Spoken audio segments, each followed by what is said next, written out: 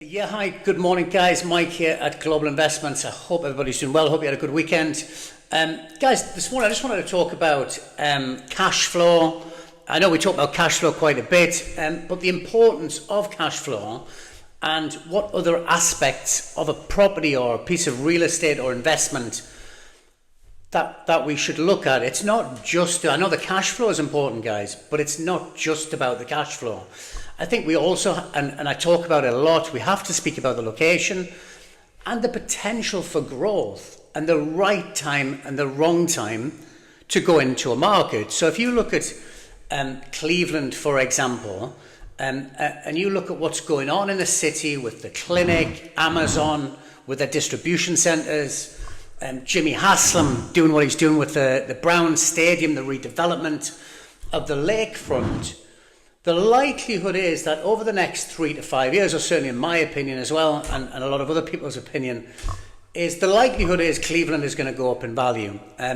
Right now, Cleveland is around about the average price of a single family home, I think, is around about $140,000, which is 60% below the national average. So history would tell us that at some point it's going to creep back up to that national average. I'm not saying right up to $140,000, $150,000 for a single family home, but kind of in and around there. So I think as an investor looking for good investment, turnkey, cash flow, we also have to look at the location and the potential growth. So I just got off the phone with a guy, a good client of mine in Austria, and he said to me, Mike, you know, the cash flow, I sent him a great house, great location, located in Hof, which is a huge redevelopment going on in that area, right next to Goodrich Park, right next to Asia Town, close to downtown, 6 minutes to the clinic, guys.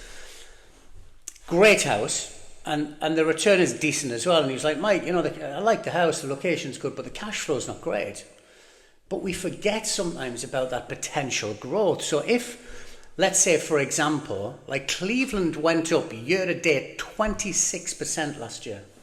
Now that's huge. Now I'm not saying it's going to go up again 26%, but let's say in the better locations, it goes up, let's say 7 or 8%. So if you're getting a 18 or a 19% cap rate on your current investment with cash flow, and you get an additional 8 or 9% on top of that, then you're at 27 or 28%. So I think as investors, sometimes we can kind of forget about that, and it's all about, I need the cash flow, I need the rent, and forgetting about that other side of the coin, which is location, guys. Location and potential growth, and getting in and out of the market at the right time. I always go on about Orlando because I lived there for like 7 or 8 years.